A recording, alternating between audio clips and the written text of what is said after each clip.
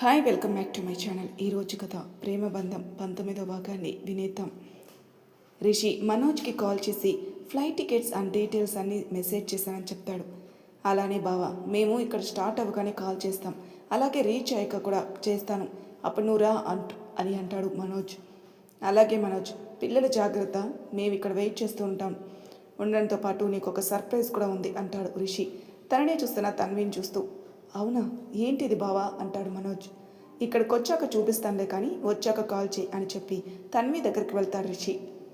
ఏంటి రిషి, చాలా హ్యాపీగా ఉన్నట్టున్నావు అని అడుగుతుంది తన్వి అతని వైపే చూస్తూ. మరి నా చెల్లెలు చాలా రోజుల తర్వాత ఇక్కడికి రాబోతుంది, ఆ మాత్రం హ్యాపీనెస్ లేకపోతే ఎలా అంటాడు రిషి నవ్వుతూ. ఏంటి, అన్నయ్య వాళ్ళు వస్తున్నారా, ఎప్పుడు అని అడుగుతుంది తన్వి ఎక్సైట్మెంట్ అవుతూ. ఈరోజు నైట్ ఉంది ఫ్లైట్, సో వాళ్ళు ఈరోజే స్టార్ట్ అవుతారు అంటాడు రిషి. అవునా, అయితే మనం అన్నయ్య వాళ్ళ కోసం ఇంటిని డెకరేట్ చేద్దాం పదా అంటుంది తన్వి నవ్వుతూ. ఇప్పుడు ఎందుకు, రాత్రికి చేద్దాం కదా అంటాడు రిషి. లేదు లేదు, ఇప్పుడు స్టార్ట్ చేద్దాం, మళ్ళీ అన్నయ్యకి ఇష్టమైనవన్నీ వండాలి, ఇంకా పిల్లలకి కావాల్సినవి చూడాలి, అబ్బో చాలా పనుంది అంటుంది. అరే అంత కంగారు పడుకులే అంటాడు రిషి. ఇది కంగారు కాదు రిషి, ఆనందం. వాళ్ళకంటూ నాకంటూ ఎవరూ లేరు అని ఒంటరిగా బ్రతుకుతున్న నాకు ఒక తోడుగా నువ్వు కనిపించావు. ఇప్పుడు నా ప్రాణమైన అన్నయ్య రాబోతున్నాడు, ఇప్పుడు నేను అనాథని కాదు రిషి, నాకు ఫ్యామిలీ ఉంది కదా అంటుంది తన్వి ఎమోషనల్ అవుతూ. అవును బంగారం, నువ్వు ఎప్పటికీ అనాథవు కావు, నీకు మేమంతా ఉన్నాం అంటాడు రిషి తన దగ్గర తీసుకుంటూ. తన్వి కొంచెంసేపటికి నార్మల్ అయి అతనికి దూరం జరిగి పద డెకరేషన్ స్టార్ట్ చేద్దాం అని నేహాన్ని కూడా రమ్మని ముగ్గురు కలిసి ఇల్లంతా డెకరేట్ చేస్తుంటారు. ఏంటి కన్నా ఈ హడావిడి అని అడుగుతారు సులోచన గారు. నీకు ఒక సర్ప్రైజ్ ప్లాన్ చేశానమ్మా అంటారు రిషి నవ్వుతూ. నాకు సర్ప్రైజా, ఎందుకురా, అదిగో పక్కన మీ ఆవిడ కూతురు ఉన్నారు కదా, వాళ్ళకివ్వు అంటారు ఆవిడ నవ్వుతూ. ఆ మాటకి తన్వి సిగ్గుపడుతూ తలదించుకుంటుంది. అది చూసిన రిషి కూడా నవ్వుకుంటూ, తనకు కూడా ఒక రకంగా సర్ప్రైజ్ లాంటిదే అమ్మా అంటాడు. అవునా, అయితే అందరికీ కలిపి ప్లాన్ చేసావన్నమాట అని నవ్వుతారు ఆవిడ. అవునమ్మా అంటాడు. అలా సరదాగా కబుర్లు చెప్పుకుంటూ అందరూ కలిసి డెకరేషన్ చేస్తారు. రిషి వాళ్ళు స్టార్ట్ అయ్యారా అని ఒకసారి అడుగుతావా అంటుంది తన్వి అతని దగ్గరికి వచ్చి. అబ్బా, వాళ్ళు స్టార్ట్ అవ్వడానికి ఇంకా చాలా టైం ఉంది కాబట్టి నువ్వు కాసేపు రెస్ట్ తీసుకో అంటాడు రిషి.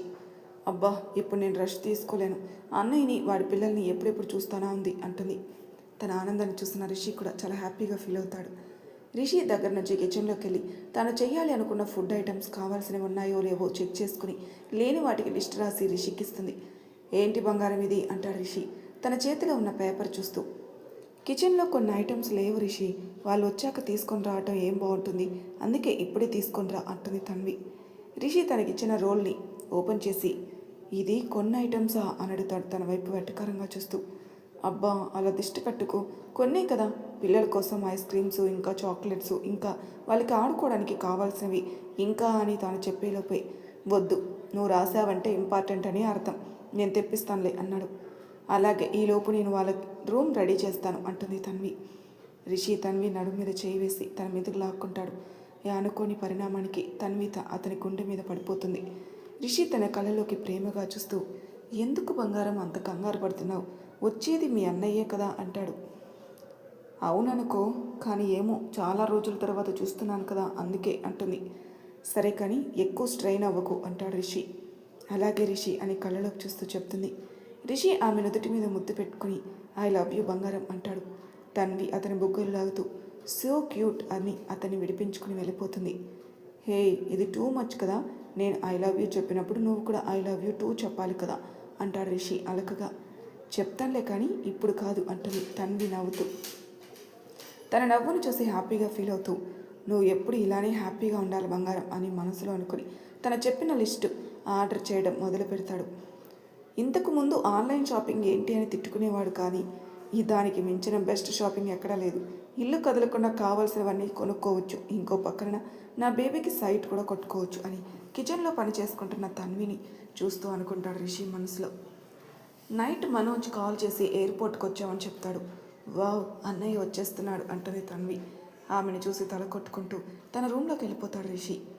తన్వి మాత్రం మనోజ్ వాళ్ళ ఆలోచనతో ఎప్పటికో నిద్రలోకి జారుకుంది. లేటుగా నిద్రపోయినా కూడా నెక్స్ట్ డే తొందరగా లేచి గుమ్మం ముందు కాలు కాలిన పిల్లలా తిరుగుతూ ఉంది. ఆరాం లేచి ఫ్రెష్ అయి తన రూమ్ నుంచి బయటకు వచ్చిన రిషికి గుమ్మం నుంచి ఇంట్లోకి ఇంట్లో నుంచి గార్డెన్ నుంచి గేట్ దగ్గర తిరుగుతున్న తన్విని చూడగానే నవ్వొచ్చింది.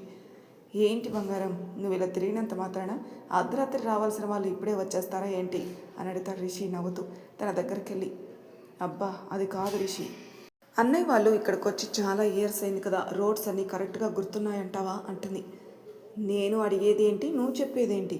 అయినా మీ అన్నయ్యని తీసుకొని రావడానికి నేను వెళ్తున్నానులే, కానీ నువ్వు కంగారు పడడం ఆపేసి ఇంట్లోకి వచ్చి టిఫిన్ ప్రిపేర్ చేస్తే బాగుంటుంది అన్నాడు. కానీ అన్నయ్య వాళ్ళు అంటుంది తన్వి చిన్నగా. అబ్బా తన్వి, ఇప్పుడు మార్నింగ్ 9 అయింది, మీ అన్నయ్య వాళ్ళు వచ్చేది అర్ధరాత్రి, సో ఇంకా బోల్డ్ ఎంత టైం ఉంది, కానీ నువ్వు ముందు లోపలికి పదా అంటాడు రిషి. అలాగే అని గేట్ వైపు చూస్తూ ఇంట్లోకి వెళ్తుంది. కిచెన్లోకి వెళ్ళి ఫాస్ట్గా టిఫిన్ ప్రిపేర్ చేసేసి నేహాన్ని లేపి స్నానం చేపించి తనకు కూడా టిఫిన్ పెట్టి టైం వైపు చూస్తుంది. రిషి ఆ క్లాక్ పని చేయడం లేదంటుంది తన్వి. అవునా అని క్లాక్ వైపే చూస్తాడు రిషి. అదేంటి, కరెక్ట్గానే పని చేస్తుంది కదా అంటాడు రిషి తన ఫోన్లో టైం చూసి. మరి నాకెందుకు స్లోగా తిరుగుతున్నట్టు అనిపిస్తుంది అంది అమాయకంగా. తన మాటలకి నవ్వాలో ఏడవాలో అర్థం కాక నేహ జోలో ఏదో చెప్తాడు. అలాగే డాడా అని చెప్పి తన్వి దగ్గరికి వెళ్ళి తన దగ్గర ఉన్న బొమ్మ ఇంకా దానికి సంబంధించిన మేకప్ బాక్స్ తీసుకుని తన్వి ఒడిలో కూర్చుని మమ్మీ ఆడుకుందాం అంటుంది క్యూట్ ఫేస్ పెట్టుకొని. ఇప్పుడు కాదు బంగారం, సాయంత్రం ఆడుకుందాం అంటుంది తన్వి. లేదు ఇప్పుడే ఆడుకోవాలి అంటూ ఆ బొమ్మ డ్రెస్ తీసేసి కొత్త డ్రెస్ తన్వికి ఇచ్చి దాన్ని రెడీ చేయమని అడుగుతుంది. తనంతా క్యూట్గా అడిగేసరికి కాదు అనలేక నేహాతో ఆడడం మొదలుపెట్టింది. తన్వి చెప్పే ముద్దు మాటలు వింటూ మనోజ్ విషయం మర్చిపోతుంది. తను డైవర్ట్ అయిపోయిందని అర్థమైన రిషి రిలాక్స్ అయి తన ఆఫీస్ వర్క్ చేసుకుంటున్నాడు.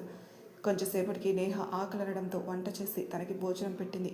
ఆ తర్వాత రిషి వాళ్ళతో తను కూడా తినేసి స్టోరీస్ చెప్తూ నేహాని పడుకోబెట్టి ఆ ప్రాసెస్లో తను కూడా నిద్రపోయింది. తన్వి అలా నిద్రపోవడం చూసిన రిషి రిలాక్స్ అయి తన నుదుటి మీద ముద్దు పెట్టుకుని జైకి కాల్ చేస్తూ అక్కడి నుంచి బయటికి వెళ్ళిపోతాడు. సులోచన గారు మాత్రం వాళ్ళ ముగ్గురి మధ్యలో ఉన్న ప్రేమను చూసి చాలా హ్యాపీగా ఫీల్ అవుతారు. జై, చాలా థ్యాంక్స్ రా, నీ వల్లే ఈరోజు చాంద్రి వాళ్ళు ఇక్కడికి వస్తున్నారు అంటాడు రిషి జైకి కాల్ చేసి. మనలో మనకి థ్యాంక్స్ ఏంటలే, కానీ ఏమంటుంది నీ బంగారం అన్నాడు జై నవ్వుతూ. ఏమంటుంది, స్కూల్కి వెళ్ళిన పిల్లాడు తిరిగి ఇంటికి వచ్చే వరకు తన తల్లి కంగారు పడుతుంది కదా, అలా కంగారు పడుతుంది. నిమిషానికి ఒకసారి బయటికి లోపలికి తిరుగుతూ నీరసం తెచ్చుకుంటుంది. ఆహా అవునా, అయినా ఇప్పుడు తన పొజిషన్లో ఉన్న ఎవరైనా అలానే చేస్తారులే. ఎన్నో సంవత్సరాల తర్వాత తన అన్నయ్యని అతని పిల్లల్ని కలుస్తుంది కదా, అలానే ఉంటుందిలే అంటాడు జై. అదే నిజమే జై, కానీ నేను చెప్తూనే ఉన్నాను వాళ్ళు వచ్చేది రాత్రికని, కానీ మేడం గారు వింటుంది అనుకున్నావా, అస్సలు వినకుండా గొడవ చేస్తూనే ఉంది అన్నాడు రిషి. ఆ మాటకి జై నవ్వుతాడు. సరే కానీ నేను చెప్పిన పని ఎక్కడి వరకు వచ్చింది అన్నాడు. అదే పనిలో ఉన్నాను రిషి, ఇన్ఫర్మేషన్ కలెక్ట్ చేయడానికి కొంచెం టైం పడుతుంది అన్నాడు జై. ఓకే జై, టైం తీసుకో, కానీ మొత్తం అంతా నాకు తెలియాలి, ఒక్క విషయం కూడా నెగ్లెక్ట్ చేయకు అని అంటాడు. ఓకే రిషి, నేను చూసుకుంటానులే, నువ్వు తన్వి జాగ్రత్త అంటాడు. ఓకే జై అని కాల్ కట్ చేస్తారు రిషి. ఎందుకో ఆ క్షణం అతనికి నవ్య ఇంకా సంతోషే గుర్తుకొస్తారు. మిస్ యూ సంతోష్, నా ప్రతి హ్యాపీనెస్లో నువ్వు తోడుగా ఉన్నావు, ప్రతి క్షణం ఇద్దరం ఒకే దగ్గర ఉన్నాం, నా ప్రేమ కూడా నువ్వు హెల్ప్ చేస్తావు, ఇద్దరం మన ఫ్యూచర్ని చాలా అందంగా డిజైన్ చేసుకున్నాం. కానీ ఒక్క ఇన్సిడెంట్తో మన లైఫ్ మారిపోయింది, నువ్వు నాకు దూరం అయ్యావు. అప్పటికే తన్వి దూరమైందనే బాధలో ఉన్న నాకు నువ్వు కూడా దూరం అయిపోయి లైఫ్లో కోలుకొని దెబ్బ తగిలింది. ఆ దెబ్బకి మందు నేహ. నిజంగా ఆ క్షణం నేహ లేకపోతే నేనేమైపోయేవాడినో నాకే తెలీదు. నా లైఫ్లోకి తన్వి మళ్ళీ వచ్చింది అంటే దానికి కారణం కూడా నేహాని. నేహ నా లైఫ్లోకి వచ్చి నా జీవితానికి ఒక అర్థం ఇచ్చింది. కానీ ఒక్కటే బాధగా ఉందిరా, మీరు లేరని. నిజంగా ఆ రోజు జరిగిందంతా అబద్ధమైతే బాగుండు కదా, కానీ అదే నిజం కదా, నేనే నా చేతులతో మిమ్మల్ని అని ఇంకా ఆలోచించడం తన వల్ల కాక మౌనంగా ఉండిపోతాడు. కానీ అతని కళ్ళల్లో నుంచి నీళ్లు మాత్రం అతని ప్రమేయం లేకుండానే వస్తున్నాయి. ఈలోపు అతని ఫోన్ రింగ్ అవడంతో తీసి చూస్తాడు. అది మనోజ్ నుంచి అవడంతో లిఫ్ట్ చేసి చెప్పు బావా అంటాడు. మేము ఆల్రెడీ ల్యాండ్ అయిపోయాం బావా, నువ్వు వస్తావా లేక క్యాబ్స్లో వచ్చావా అని అడుగుతాడు మనోజ్. అప్పుడు చూసుకుంటా టైం. ఓహో ఇంత టైం అయిందా అనుకుంటూ సారీ బావా, ఒక 10 minutesలో వచ్చేస్తాను, వెయిట్ చేయండి అన్నాడు. అలాగే బావా, కంగారు ఏమొద్దులే, స్లోగానే రా అంటాడు మనోజ్. ఓకే బావా అని కాల్ కట్ చేసి ఫేస్ వాష్ చేసుకుని తన కారులో స్టార్ట్ అవుతాడు.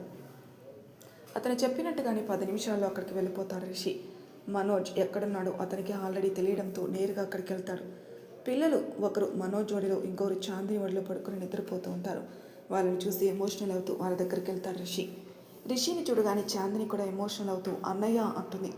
రిషి తనని హక్ చేసుకుని ఎలా ఉన్నావు బంగారం అని అడుగుతాడు. చాలా బాగున్నాను అన్నయ్య, కానీ నిన్ను మాత్రం చాలా మిస్ అయ్యాను అంది చాందిని. నేను కూడా నిన్ను చాలా మిస్ అయ్యాను బంగారం అంటూ మనోజ్ వైపు చూస్తూ ఎలా ఉన్నావు బావా అన్నాడు రిషి. నేను కూడా బాగున్నాను బావా, నిజంగా నేను కూడా నిన్ను చాలా మిస్ అయ్యాను. మనం కలిసి ఉన్నది చాలా తక్కువైనా ఎమోషనల్ బాండింగ్ పెరిగింది మన మధ్యలో అంటాడు మనోజ్. రిషి మనోజ్ని హక్ చేసుకుని నిజమే బావా, నేను కూడా నిన్ను చాలా మిస్ అయ్యాను అంటాడు. తర్వాత పిల్లల్ని తీసుకుని వెళ్ళి కారు ఎక్కుతాడు. బావా, ఇప్పటి వరకు నేను మీకు ఏమీ ఇవ్వలేదు, కానీ నీ కోసం ఇప్పుడు మాత్రం ఒక సర్ప్రైజ్ రెడీ చేస్తాను అంటాడు రిషి. నా కోసం సర్ప్రైజా, ఏంటది అంటాడు మనోజ్. సర్ప్రైజ్ అన్నావు కదా, నిజంగా నువ్వు చాలా హ్యాపీగా ఫీల్ అవుతావు. నాకు తెలిసినంత వరకు కూడా నీ లైఫ్లో అదే బెస్ట్ గిఫ్ట్ అవుతుంది అంటాడు రిషి. నా లైఫ్లో బెస్ట్ గిఫ్ట్ అంటే అది చాందిని ఇంకా పిల్లలు ఉన్నారు కదా బావా, ఇంకా ఏం గిఫ్ట్ అంటాడు మనోజ్. ఇప్పుడు వీళ్ళే ప్రపంచం అంటావు, కానీ నేనిచ్చే గిఫ్ట్ చూశాక మాత్రం వీళ్ళనే మర్చిపోతావు అంటాడు రిషి. ఆహా, వీళ్ళని మర్చిపోయే ప్రసక్తే లేదు బావా అంటాడు మనోజ్. సరే, ఒక 5 నిమిషాల తర్వాత ఇదే మాట చెప్పు, అప్పుడు ఒప్పుకుంటాను అంటాడు రిషి. రిషి అసలు దేని గురించి చెప్తున్నాడో అర్థం కాక ఆలోచిస్తూ ఉంటాడు మనోజ్. చాందిని కూడా రిషి మాటల్ని అర్థం చేసుకోవడానికి ట్రై చేసింది. ఇద్దరు ఆలోచిస్తున్నారు, కానీ వాళ్ళ ఆలోచనలు అస్సలు తన్వి లేదు. ఎందుకంటే అసలు వాళ్ళకి తన్వి బ్రతికి ఉంది అనే విషయం తెలీదు కాబట్టి. రిషి మాత్రం వీళ్ళ ఫీలింగ్స్ ఎలా ఉంటాయని ఆలోచిస్తూ ఉంటాడు. కొంచెంసేపటికి కారు వాళ్ళ ఇంటికి రీచ్ అవుతుంది. రిషి కార్ పార్టికోలో ఆపి పిల్లల్ని తీసుకుని ముందుకు నడుస్తుంటాడు. అప్పుడు గమనిస్తాడు, వాళ్ళు నడిచే దారి అంతా కూడా గులాబీ పూలతో రహదారి వేశారని. ఆహా, ఈ తన్వికి అన్నయ్య అంటే ఎంత ప్రాణమో నాకు ఇప్పుడు అర్థమవుతుంది అనుకుంటూ ఉంటాడు రిషి మనసులో. బావా, ఏంటిది ఈ పూలతో వెల్కమ్ ఏంటి అంటాడు మనోజ్. ఇదేం చూసావు, ఇంకా చాలా ఉన్నాయిలే, కానీ ముందు మీరు రండి అంటాడు రిషి. చాందినికి చాలా హ్యాపీగా అనిపిస్తుంది. అలానే ఆనందంగా లోపలికి వెళ్తుంది. అవును, ఇప్పుడు వీళ్ళకి హారతి తన్వి ఇస్తుందా అని ఆలోచిస్తూ ఉంటారు రిషి. వాళ్ళ గుమ్మంలోకి రాగానే సులోచన గారు వాళ్ళని అక్కడే ఆగమని చెప్తారు. అమ్మా, ఎలా ఉన్నావు అని అడుగుతుంది చాందిని ఎమోషనల్ అవుతూ. నేను బాగున్నాను బంగారం, నువ్వు ఎలా ఉన్నావు? ఎలా ఉన్నారు బాబు అని అడుగుతారు ఆవిడ. మేము చాలా బాగున్నాం అమ్మా అంటారు వాళ్ళు. ఇంతలో ఒక అమ్మాయి ఫేస్కి స్కార్ఫ్ కట్టుకొని వచ్చి వాళ్ళకి హారతి ఇస్తుంది. నా బంగారం ఈ స్కార్ఫ్ మాత్రం వదలదేమో అనుకుంటూ తనలో తాను నవ్వుకుంటూ ఉంటారు రిషి. అమ్మా, ఈ అమ్మాయి ఎవరు అని అడుగుతుంది చాందిని. అవన్నీ తర్వాతలే, కానీ మీరు ముందు లోపలికి రండి అంటారు ఆవిడ. ఈలోపు తన్వి వాళ్ళకు 1 నిమిషం అని సైగ చేసి బయటికెళ్ళి ఆ ఎర్రనీళ్ళు పడేసి లోపలికి వచ్చి తను రెడీ చేసిన కాన్వాస్ ఇంకా పెయింట్ తీసుకుని వస్తుంది. అందరూ అది ఎందుకు అన్నట్టు చూస్తారు. అది చూసిన తన్వి చిన్నగా నవ్వుతూ రిషి చేతిలో ఉన్న బాబుని తీసుకుని ఒక కాలు ఆ పెయింటింగ్లో పెట్టించి అది కాన్వాస్ మీద పడేలా కాలు దాని మీద పెడుతుంది. అప్పుడు అర్థమవుతుంది అందరికీ. తన్వి ఐడియా అర్థమై చిన్నగా నవ్వుతూ వాళ్ళు కూడా అలానే వాళ్ళ ఫుట్ ప్రింట్స్ వేస్తారు. తర్వాత తన్వి వాటిని తీసుకొని తన రెడీ చేసిన ఫ్రేమ్లో పెడుతుంది. అందరూ వాటిని ఆశ్చర్యంగా చూస్తూ ఉంటారు. మనోజ్ మాత్రం అలానే తన్వి వైపే చూస్తుంటాడు. వాళ్ళు అలా హాల్లోకి వచ్చి నిలబడగానే తన్వి ఒక స్విచ్ ఆన్ చేస్తుంది. వెంటనే ఫ్యాన్ మీద తను పెట్టిన ఫ్లవర్స్ పెటల్స్ అన్నీ కూడా వాళ్ళ మీద పడతాయి. చాందినికి అదంతా చాలా హ్యాపీగా అనిపిస్తుంది. మిగిలిన వాళ్ళు కూడా ఆశ్చర్యపోతారు. చాందిని రిషి వైపే చూస్తూ చాలా థ్యాంక్స్ అన్నయ్య, ఇంత మంచి వెల్కమ్ ఇచ్చినందుకు అంది. ఇది నేను ప్లాన్ చేయలేదురా అంటారు రిషి. మరి ఎవరు ప్లాన్ చేస్తారు అని అడుగుతుంది చాందిని. తనే అని తన్వి వైపు చూపిస్తాడు. చాలా థ్యాంక్స్ అండి అంటుంది చాందిని తన్వి వైపు చూస్తూ. తన్వి ఓకే అన్నట్టు తలూపుతుంది. ముందు వెళ్ళి ఫ్రెష్ అయ్యారండి, టిఫిన్ చేద్దాం అంటారు సులోచన గారు. అలాగే అమ్మ అని పిల్లల్ని తీసుకుని ఫ్రెష్ అవ్వడానికి వెళ్తారు వాళ్ళు. మనోజ్ లోపలికి వెళ్ళాడే, కానీ తన మనసు అంతా కూడా తన్వి దగ్గరే ఉంది. ఏమైంది మనోజ్, వచ్చిన దగ్గర నుంచి ఏదో ఆలోచిస్తున్నావు? అంతా బాగానే ఉంది కదా అని అడుగుతుంది చాందిని. అంతా బాగానే ఉంది బంగారం, కానీ బయట ఆ అమ్మాయి ఉంది చూడు, ఆ అమ్మాయిని చూస్తే ఏదో తెలియని ఫీలింగ్ కలుగుతుంది. తను మన కోసం చేసినవన్నీ చూస్తుంటే ఎందుకో నాకు తెలియకుండా నేను ఎమోషనల్ అవుతున్నాను అని అంటాడు. నువ్వు ఎక్కువ ఆలోచిస్తున్నావు మనోజ్. ఎన్ని రోజులు అక్కడ మనల్ని పలకరించే వాళ్ళు లేక మనం మాత్రమే ఉన్నాం. అలాంటిది ఇప్పుడు ఇక్కడ ఆ అమ్మాయి మన మీద ప్రేమ చూపిస్తుంటే నువ్వు ఎమోషనల్ అవుతున్నావు అంతే అంటుంది చాందిని. అంతే అంటావా అంటాడు మనోజ్. అంతే మనోజ్, ఎక్కువ ఆలోచించుకు, పద వెళ్ళి ఫ్రెష్ అవ్వు అని అతని వాష్రూమ్లోకి పంపుతుంది. తన్వి రిషి దగ్గరికి వెళ్ళి అతని హగ్ చేసుకుని అలాగే ఉండిపోతుంది. ఆమె కన్నీళ్లు అతని గుండెని తడిపేస్తూ ఉంటాయి. బంగారం, ఏడవకుమా, అయినా మీ అన్నయ్య కళ్ళ ముందుకొచ్చాక కూడా ఈ దాగుడు మూతలు ఎందుకు చెప్పు అంటాడు రిషి తన తల నిమురుతూ. వాడు నన్ను చూసి కాదు రిషి, నా మనసును చూసి నన్ను గుర్తుపట్టాలి. నాకు తెలిసి ఇప్పటికే వాడు నా గురించి ఆలోచిస్తూ ఉంటుంటాడు అంటుంది తన్వి. చూద్దాం అసలు కనిపెడతాడు లేదు అంటాడు రిషి.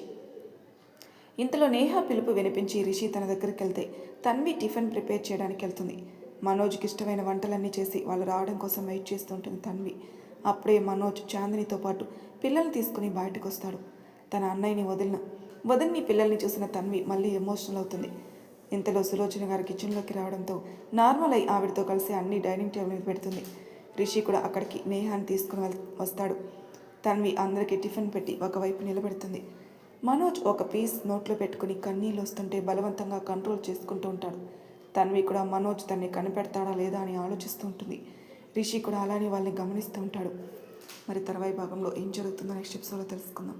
అంతవరకు నా ఛానల్ సబ్స్క్రైబ్ చేయని వాళ్ళు ప్లీజ్ సబ్స్క్రైబ్ చేసుకోండి, లైక్ చేసి షేర్ చేయండి, మీ అభిప్రాయాలను కామెంట్ రూపంలో తెలియజేయండి. Thank you for listening.